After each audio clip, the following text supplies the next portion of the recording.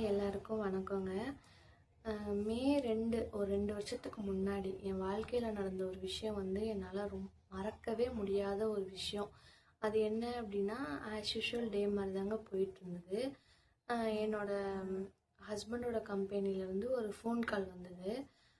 Attend பண்ணால் மத்தியானம் ஒரு 2:30 3 மணிக்கு வந்ததுங்க. அட்டன் பண்ணி பேசும்போது, இந்த மாதிரி உங்கள் ஹஸ்பண்டுக்கு ஆக்சிடெண்ட் ஆகிடுச்சு, ஹாஸ்பிட்டலில் அட்மிட் பண்ணியிருக்கோம், இந்த மாதிரி கார் அனுப்புகிறோம், நீங்கள் பாருங்கள் அப்படின்னு சொல்லி தகவல் சொன்னாங்கங்க. எனக்கு ஒன்றுமே புரியல. கையில் ஒரு 1.5 வயசில் குழந்த, கூட யாருமே இல்லை. ரொம்ப பதட்டமாக நான் எங்கள் அப்பாவுக்கு அம்மாவுக்குலாம் ஃபோன் பண்ணேங்க. அவங்களாம் ஒன்றும் ஆயிருக்காது, நீ போய் என்னன்னு பாரு அப்படின்னு சொன்னாங்க. சரின்னு போனாங்க. முட்டியிலேருந்து கீழே பாதம் வரைக்கும் ஃபுல்லாக கட்டு போட்டிருந்தாங்கங்க. எனக்கு ஒன்றுமே புரியல. அவர் படுத்த படுக்கையாக இருக்காரு. ஒரு நிமிஷங்க எனக்கு உலகமே நின்று போன மாதிரி ஆயிடுச்சு. ஏன்னா காலையில் நல்லா சாப்பிட்டு நல்லா பேசிட்டு வேலைக்கு போயிட்டு வரேன்னு சொல்லிட்டு போன மனுஷனை, பேண்ட்டு ஒரு காலோட பேண்ட்டு ஃபுல்லாக இருக்குதுங்க, இன்னொரு காலோட பேண்ட்டு தொட வரைக்கும் கட் பண்ணிட்டு அந்த முட்டியிலேருந்து கால் வரைக்கும் பேண்ட் இல்லைங்க, கட்டு போட்டிருக்காங்க. எனக்கு ஒன்றுமே புரியல, என்ன ஆச்சு ஏதாச்சுன்னு ஒன்றுமே புரியல. கேட்டால் என்ன சொல்கிறாங்கன்னா, சின்ன அடிதான் சின்ன அடிதான் அப்படி சொல்லிட்டாங்கங்க. டாக்டர் ஒரு 2 நாள் கழிச்சு அந்த கட்டை பிரிக்கும் போது தாங்க எனக்கு தெரியுது, மேலேருந்து கீழே வரைக்கும் தோலே இல்லைங்க, அப்படியே ரோஸ் கலரில் இருந்தது கால். ஒன்றுமே இல்லை, தோலே இல்லை, அப்படியே ரோஸ் கலரில் இருந்தது கால் ஃபுல்லாக. என்னால் பார்த்து ஜீரணிக்கவே முடியலங்க. அந்த மனுஷனுக்கு அது எப்படி இருந்திருக்கும். அப்போ எப்படி ஆச்சு எப்படி ஆச்சுன்னா, அவர் நம்ம கஷ்டப்படுவோம்னு சொல்லிட்டு சொல்ல மாட்டேங்கிறாருங்க எப்படி ஆச்சுன்னு சொல்லிட்டு. அப்போ அப்போ எப்படி ஆச்சுன்னு சொல்ல மாட்டேன்றாருங்க. அப்புறம் நம்ம கேட்க கேட்க என்ன சொன்னாருன்னா, ஒருத்தர் அந்த சுடுதண்ணி கிணறு மாதிரி இருக்குமாங்க கம்பெனியில், அது ஒரு 150 டிகிரியில் பாயில் ஆகிட்டு இருக்குமா. அது என்ன அப்படின்னா, இவர் ஃபெர்டிலைசர் கம்பெனியில் ஒர்க் பண்ணுறாங்க. அந்த ஃபெர்டிலைசர்லேருந்து கலெக்ட் ஆகிற வாட்டர் வேப்பர் ஒரு ஒரு தொட்டியில் கலெக்ட் ஆகுமாங்க. அது எப்பயுமே மூடி போட்டு தான் மூடி இருக்கும். ஆனால் என்னன்னு தெரியல, ஒரு கார்போர்டு போட்டு ஒரு அட்டை போட்டு மூடி இருக்காங்க. இவர் என்ன நினச்சிருக்காங்கன்னா, குப்பைன்னு நினச்சா அந்த எங்கள் வீட்டில் இல்லை, இன்னொருத்தவங்க அந்த அட்டை மேலே அந்த அட்டை உடஞ்சி கால் உள்ளே போயிடுச்சு. ஐயோ அம்மான்னு கத்தும்போது இந்த வழியாக எங்கள் வீட்டில் அவங்க போனவங்க கையை பிடிச்சி தூக்கி ஆம்புலன்ஸ்க்கு ஃபோன் பண்ணி ஃபர்ஸ்ட் எய்ட்லாம் பண்ணி சேஃப்டி ஷூவை ரிமூவ் பண்ணி இவ்வளவும் பண்ணியிருக்காங்க. பண்ணிவிட்டு மேனேஜருக்கு ரிப்போர்ட் பண்ணணும்லங்க. அப்படி ரிப்போர்ட் பண்ணும்போது மேனேஜர் எந்த இடத்துல இந்த மாதிரி ஆக்சிடென்ட் ஆச்சு காட்டு. அப்போ அந்த இடத்துக்கு கூட்டிகிட்டு போகும்போது எங்கள் வீட்டில் அவருக்கு அந்த பதட்டத்தில் அதே ஓட்டியில் இவர் காலை விட்டுட்டாருங்க. காலை விட்டு அந்த ஃபர்ஸ்ட் விட்டவர் பக்கத்து ரூம்லையும், இவர் அதுக்கு பக்கத்து ரூம்லையும், இப்படி 2 பேரும் அடுத்தடுத்த ரூம்ல படுத்திருக்காங்க. அப்போ எவ்வளோ கஷ்டமாக இருக்குங்க. அந்த மாதிரி ஆயிடுச்சு.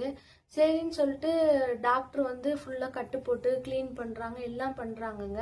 அப்போ என்ன சொல்லிட்டாங்க அப்படின்னா, நீங்கள் டெய்லி நான்வெஜ் கொடுங்க, அதுதான் ஸ்கின்னுக்கு நல்லது அப்படின்னு சொல்லிட்டாங்க. அப்போ ஒரு என்ன சொல்கிறதுனா, ஒரு 3 மாதம் நாங்கள் ஹாஸ்பிட்டலில் இருந்தோங்க. கிட்டத்தட்ட ஒரு 55 நாள் ஹாஸ்பிட்டலில் இருந்தோம். அந்த 55 நாளுமே ஹோட்டலில் தான் வாங்கி சாப்பிட்ணுங்க. யாருமே ஹெல்ப்புக்குன்னு வரலங்க. அப்போ எல்லாரும் என்ன சொன்னாங்கன்னா, உனக்கு வயசு கம்மி தானே, உனக்கு இப்படி ஒரு வாழ்க்கை தேவையா, நீ அவரை விட்டுட்டு வந்துரு, நான் உனக்கு 2வது கல்யாணம் பண்ணி வைக்கிறேன் அப்படின்லாம் கூட சொன்னாங்கங்க. நம்ம எதுக்கு போகணும், நல்லா சம்பாரிச்சு கொடுத்த ஒரு மனுஷன், நம்மளை நல்லா பார்த்துக்கிட்ட ஒரு மனுஷன் இந்த நிலைமையில கிடக்கிறப்ப நம்ம விட்டுட்டு போனோம்னா நம்ம மனசாட்சி நம்மளுக்கு இடம் கொடுக்காது அப்படின்னு சொல்லிட்டு கூடவே இருந்து நான் எல்லாமே பண்ணேங்க. படுத்த படுக்கையா இருந்தாரு. இதுக்கு மேல எனக்கு எப்படி சொல்றதுன்னு தெரியலங்க. அவ்வளவும் நான் அந்த 23 வயசுல நான் அவ்வளோ விஷயத்தையும் ஹேண்டில் பண்ணேங்க. 1.5 வயசு குழந்தைய தூக்கிட்டு ஹாஸ்பிட்டல்ல இருந்து எங்க வீடு ஒரு 12 கிலோமீட்டர் டிஸ்டன்ஸுங்க. பஸ் ஸ்டாண்ட் போய் பஸ் ஏறி நான் போயிட்டு பஸ் ஸ்டாப்ல இருந்து எங்கள் வீட்டுக்கு ஒரு 3 கிலோமீட்டரு உள்ளே நடந்து போகணுங்க. கேட்டில் செக்யூரிட்டி கேட்லேருந்து உள்ளே நடந்து போனோம். குவார்டர்ஸில் இருந்தோம், நடந்து போனோங்க. அப்போ குழந்தையும் தூக்கிக்கிட்டு நான் வீட்டுக்கு போய் சமைச்சு அவளை குளிப்பாட்டி நான் குளிச்சு அவர் திருப்பி சாப்பாடு எடுத்துட்டு இவருக்கு சாப்பாடு ஊட்டி விட்டு, ஏன்னா காலைல 10 மணிக்கு மேலே தாங்க கிளம்ப முடியும். டாக்டர் ரவுண்ட்ஸ் வருவார். ரவுண்ட்ஸ் வர நேரத்துக்கு ஒரு அட்டெண்டர் வீட்டில் இருக்கணும், ஹாஸ்பிட்டலில் இருக்கணும். அதனால நான் இருந்துட்டு அட்டன் பண்ணிட்டு திருப்பி நான் இவ்வளவும் பாப்பாவை கூட்டிட்டு வீட்டுக்கு போயிட்டு எல்லாம் பண்ணி சமைச்சு திருப்பி எடுத்துட்டு இவங்களுக்கு சாப்பாடு ஊட்டி விட்டுட்டு திருப்பி சாயந்தரத்துக்கு காஃபி போட்டு கொடுத்து அப்புறம் இங்கே சாப்பிட்டது எல்லாத்தையும் கழுவி வச்சுட்டு நைட்டுக்கு சாப்பாடு வாங்க போகணுங்க. இவ்வளோ விஷயமும் நான் ஒரு ஆளாக ஹேண்டில் பண்ணிட்டு இருந்தேங்க. எங்கள் வீட்டில் இருந்தோ அவங்க வீட்டில் இருந்தோ யாருமே வரல. கேட்டதுக்கு எங்கள் வீட்டிலேருந்து இந்த பதில் தாங்க வந்தது, நீ வந்துரு, நீ ஏன் அங்கே இருந்து பார்க்குற அப்படின்னு சொல்லிட்டு. எங்கள் அப்பா ஒரு 5 நாள் கூட இருந்து பார்த்தாங்கங்க. ஆனால் எல்லாரும் என்ன சொன்னாங்கன்னா, எங்களுக்கு வேலை இருக்குது, நாங்கள் எங்கள் பொழப்ப விட்டுட்டு வந்துட்டோன்னா யார் பார்ப்பா, யார் எங்களுக்கு யார் காசு தருவா, நாங்கள் எங்களோட வயிற்று பொழப்புக்கு யார் தருவா அப்படின்னு தான் கேட்டாங்களே தவிர்த்து நம்ம புள்ள இவ்வளோ கஷ்டப்படுது இப்படி பண்ணுது அப்படின்னு யாருமே நினைக்கலங்க. அது மாதிரி நான் சொல்கிறேன், நான் அவ்வளோ கஷ்டப்பட்ட பையன் எனக்கு 23 வயசு அந்த ஆக்சிடெண்ட்டில் என் ஹஸ்பண்டை வச்சு பார்க்கும்போது ஒரு 500 ரூபா கூட பேச்சுக்கு கூடங்க யாருமே நான் தரேன் அப்படின்னு சொல்லலைங்க. சாப்பாட்டுக்கு என்ன பண்ற, குழந்தைய வச்சிருக்க, எவ்வளோ என்ன எதை கோத்ரூ பண்ற, ஒரு ஆறுதலுக்கு கூட யாருமே எதுவும் பேசலைங்க.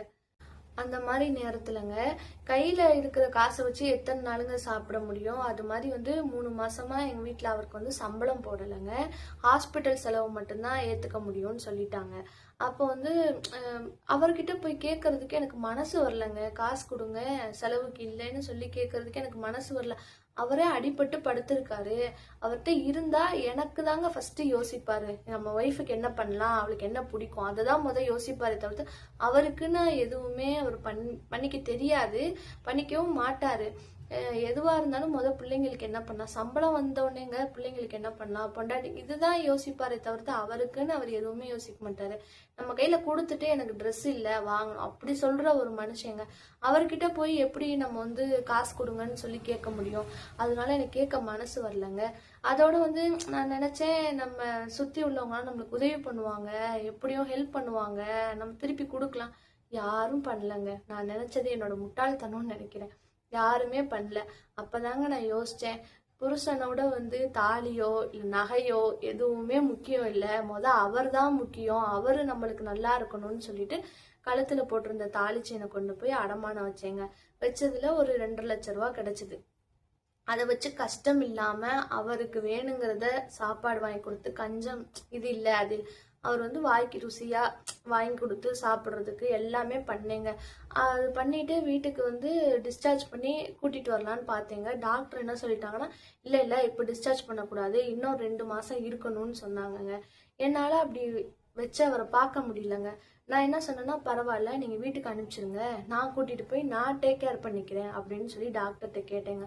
அவர், நீங்க சொன்னா கேட்க மாட்டேங்கிறீங்கம்மா, சலம் வச்சிருச்சுன்னா ரொம்ப ப்ராப்ளம் ஆயிடும் அப்படின்னு சொல்லிட்டாங்க. ஏன்னா சேஃப்டி ஷூவை ரிமூவ் பண்ணாம அந்த 12 கிலோமீட்டர் ஒரு ஹாஸ்பிட்டலுக்கு கூப்பிட்டு போயிட்டாங்க.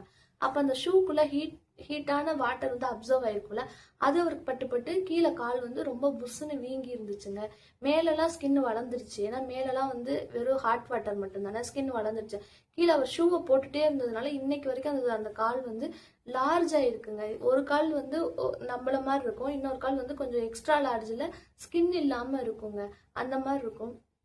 அப்போ ரொம்பவே நான் இல்லை, நான் வீட்டுக்கு கூப்பிட்டு போகிறேன் அப்படின்னு சொல்லிட்டு வீட்டுக்கு கூப்பிட்டு அவரை மெதுவாக நடக்க வச்சுங்க. ஏன் நான் வீட்டுக்கு கூப்பிட்டு போகிறேன்னு அந்த இடத்துல சொன்னேன்னா, டாக்டர் டெய்லியும் அதை கட்டு போட்டு வைக்கிறாருங்க. அப்போ இப்போ கட்டு போட்டு வைக்கும்போது உள்ளே காற்று போய் ஆறி இருக்குங்க. 2 நாள் கழிச்சு அதை பிரிக்கும் போது காஞ்ச புண்ணெல்லாம் அந்த கட்டோட திருப்பி வந்துடுது. அப்போ திருப்பி கட்டு போடும்போது திருப்பி அந்த புண்ணுல இருந்து வர அந்த சலம் தண்ணி எல்லாம் அந்த இதில் ஒட்டிக்குது. 2 நாள் கழிச்சு பிரிக்கும்போது திருப்பி பிய்யுது. இது ஆறவே மாட்டாதுன்னு சொல்லிட்டு நான் வீட்டுக்கு கூப்பிட்டு வந்துங்க. வீடை கிளீன் பண்ணி டெட்டால் போட்டு டெய்லியும் அவருக்கு ஈம் வைக்காம டெய்லியும் அந்த சேஃப்டிலாம் பண்ணி நைட்டு ஒரு நேரம் மட்டும் காலக்க, ஏன்னா நைட்டு நம்ம பார்த்துட்டே இருக்க முடியாதுங்க. எறும்போ இல்லை ஏதோ ஒன்று அந்த புண்ணை கடிச்சிட்டா ஒரு சின்ன ஹோல் இருந்தால் கூட ரொம்ப இன்ஃபெக்ஷன் ஆயிரும். இன்னொன்று காலை எடுக்கிற நிலைமை கொண்டு போய் விட்டுருவோங்க. ஏன்னா அது கொதன்னு அவ்வளோ இதுவாக தான் இருந்தது. சரி சொல்லிட்டு நான் இவ்வளவும் பண்ணி அவரை மெதுவாக நடக்க வச்சு எல்லாமே பண்ணேங்க. எல்லாமே அந்த ஒரு 3.5 மாசத்துக்குள்ளேயே நடந்தது.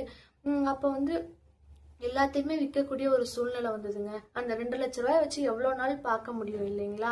வீட்டுக்கு கூப்பிட்டு வீட்டில் அவருக்கு எல்லாம் பண்ணி பார்த்து எல்லாம் பண்ணேங்க. குழந்தை வேற, குழந்தையும் பார்த்துக்கிட்டு 2 பேரையும் சொல்ல போனால் ஒரு குழந்தை மாதிரி பார்த்தேங்க. பாப்பாவுக்கும் டயப்பர் போட்டு அவருக்கும் டயப்பர் போட்டு அவ்வளோ கஷ்டப்பட்டு நான் எல்லாமே பார்த்தேன்.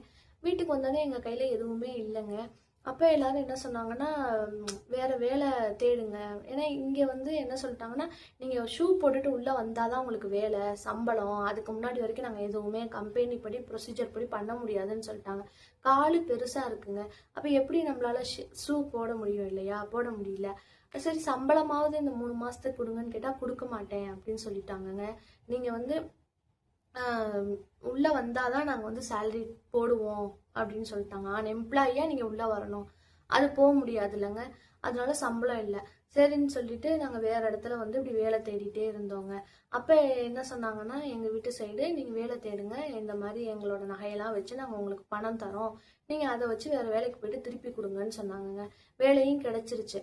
சரி அப்போ ஃபோன் பண்ணி தரீங்களாம்மா, அடிபட்டப்பயே தராதவங்க நம்ம கொஞ்சம் நல்லா ஆயிட்டு எந்திரிச்சு வேற இடத்துக்கு போறோம்னு சொன்னா தரவாங்க போறாங்க.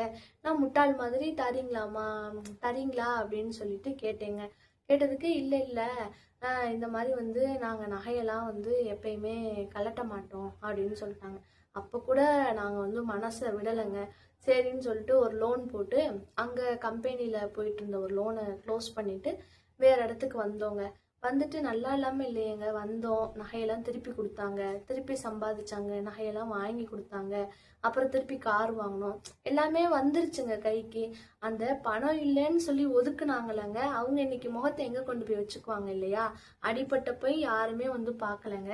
அது மாதிரி வேற வேலை தேடுங்க, நாங்கள் நகையெல்லாம் தரோம்னு சொன்ன போய் கூட வேற வேலை கிடைச்சி கூட யாருமே எதுவும் ஹெல்ப் பண்ணலங்க.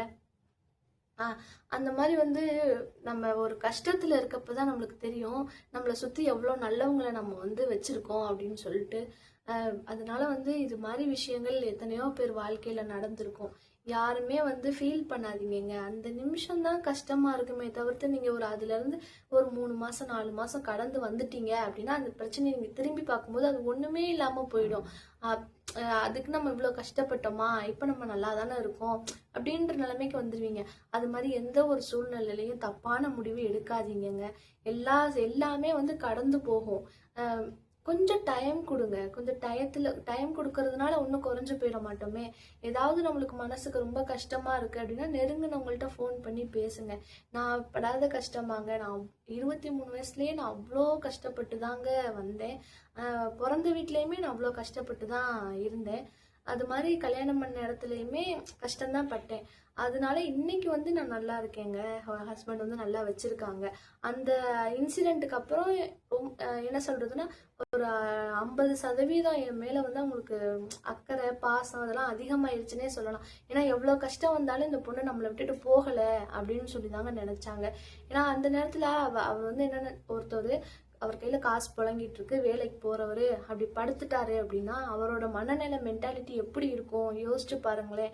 நம்மளே வேலைக்கு போயிட்டு திடீர்னு வேலைக்கு கை ஒடிஞ்ச மாதிரி இருக்கும். அவரு படுத்தே இருக்காரு, ஹாஸ்பிட்டல்லே ஒரு 50 நாள் படுத்து இருக்கக்கூடிய சூழ்நிலை, அவரோட வேலைகளை அவரால் பார்க்க முடியாத ஒரு சூழ்நிலை, குழந்தையும் வச்சுட்டு இவ இப்படி பண்றாளே அப்படின்னு அதையும் பாக்குறாரு.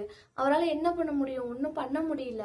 ஆனா அவர் மைண்டுக்குள்ள அந்த நேரத்துல எவ்வளவு போராட்டம் இருந்திருக்குங்க. அடுத்து என்ன பண்ண போறோம், குடும்பத்தை எப்படி காப்பாற்ற போறோம், லோன் எப்படி கட்ட போறோம், எப்படி சாப்பிட போறோம், இவ்வளவும் கடந்து வந்து வேற இடத்துல வேலை கிடைச்சிச்சுங்க. வந்தோம், வாழ்ந்தோம், நல்லா இருக்கும். இது மாதிரி எல்லார் வாழ்க்கையுமே நல்லா இருக்குங்க. யாருமே வந்து கஷ்டப்பட்டு அந்த நேரத்துல அப்படி இருக்கேன்னு சொல்லி உடஞ்சு போய் உட்கார்ந்துடாதீங்க. அடுத்து என்ன பண்ணணும்னே யோசிச்சுட்டே இருங்கங்க. கண்டிப்பா வந்து வாழ்க்கையில ஒரு முடிவு கிடைக்குங்க. யாரும் இல்லை, யாரும் தரலன்னு நினைச்சு நம்ம அழுதுட்டே இருந்தோம்னா நம்ம அழுதுட்டே தான் இருப்போம். யாரை நினைச்சு அழுகுறோமோ அவங்க வளர்ந்து போயிட்டே தான் இருப்பாங்க. அதனால எதுக்கும் கவலைப்படாதீங்க. என்னோட சேனல் பிடிச்சிருந்துச்சு அப்படின்னா எனக்கு சப்ஸ்கிரைப் பண்ணி சப்போர்ட் பண்ணுங்க. இது மாதிரி என்னோட வாழ்க்கையில நடந்த நிறைய இன்சிடென்ட்ஸை வந்து நான் உங்களோட ஷேர் பண்ணிக்கிறேங்க. நான் வந்து இதெல்லாம் உங்களை கஷ்டப்படுத்தணும் அப்படின்றதுக்காக நான் சொல்லலைங்க. நிறைய பேரோட வாழ்க்கையில இந்த மாதிரி இன்சிடென்ட்ஸ் நடக்கும். நிறைய பேருக்கு அதை எப்படி கோ த்ரூ பண்ணுறதுன்னு தெரியாது. அவங்களுக்குலாம் வந்து இந்த வீடியோஸ் பார்த்தா ஒரு மோட்டிவேட்டாக இருக்கும்ல. ஒரு 50 வயசு 60 வயசுல உள்ளவங்களே வந்து கொஞ்சம் உடஞ்சு போயிடுறாங்க இந்த மாதிரி ஒரு சூழ்நிலை வரும்போது. ஆனால் நான் வந்து யாருமே பக்கத்தில் இல்லாமையே நான் வந்து அதை கோ த்ரூ பண்ணியிருக்கேங்க. அவரை வீட்டுக்கு கூப்பிட்டு வந்து அவரை நடக்கிறதுக்கு ட்ரெயின் அப் பண்ணி அதுக்கப்புறம் ஒரு இடத்துல இன்டர்வியூ அட்டன் பண்ண போகணுங்க. அதெல்லாம் ரொம்ப கொடுமையான விஷயம். இன்டர்வியூவில் போய் நம்மளுக்கு கால் ஆக்சிடென்ட் ஆயிடுச்சுன்னு சொன்னால் அவங்க வேலைக்கு எடுக்க மாட்டாங்கல்ல. அந்த அந்த சலம் வந்த அந்த காலுங்க சரியாவே வந்து ஸ்கின்னு மேலே வரல. ஆனாலும் நாங்கள் என்ன பண்ணோம்னா அந்த காலை வந்து டிஷ்யூ பேப்பர்லாம் வச்சு கவர் பண்ணி அந்த காலை கொஞ்சம் அமுக்கி ஷூக்குள்ளே வச்சு ஷூ போடுற மாதிரி அந்த காலை கொஞ்சம் ப்ரெஸ் பண்ணி எல்லாம் பண்ணி அவரால் நடக்கவே முடியலங்க. ஒரு கால் வந்து ஷூக்குள்ளே ஃப்ரீயாக போயிடும், இன்னொரு கால் வந்து கொஞ்சம் பெருசாலங்க இருக்கும். அதே சைஸ் ஷூ வந்து பத்தாது. ஒரு காலுக்கு வந்து நம்ம 10 இன்னொரு காலுக்கு 12 போட்டோம்னா அப்பட்டமா தெரியும் வெளியில இது என்ன ரொம்ப பெருசா இருக்குன்னு சொல்லிட்டு. அதனால நாங்கள் அவ்வளோ கஷ்டப்பட்டு இன்டர்வியூவில் தெரியக்கூடாதுங்கிற அளவுக்கு மெயின்டைன் பண்ணி அந்த ஷூவை நாங்கள் வந்து அவருக்கு செட் பண்ணி எல்லாம் பண்ணி கொஞ்சம் பிரித்து தச்சு அவரோட சைஸுக்கு எல்லாம் பண்ணி தாங்க வேலைக்கு இன்டர்வியூக்கு அனுப்பினோம். நினச்ச மாதிரியே இன்டர்வியூவில் செலக்ட் ஆகிட்டாங்க, வேலையும் கிடைச்சிருச்சு. அதனால வந்து எதுக்குமே ஃபீல் பண்ணாதீங்க. எது வந்தாலும் பார்த்துக்கலாம் பார்த்துக்கலாம் அப்படின்னு நினச்சிங்கனாலே போதும், எந்த ஒரு கஷ்டமும் யாருக்கும் வராதுங்க. அது மாதிரி வந்து லைக் பண்ணுங்கள், நீங்கள் என்ன நினைக்கிறீங்கன்னு கமெண்ட் பண்ணுங்கள். பாய்ங்க.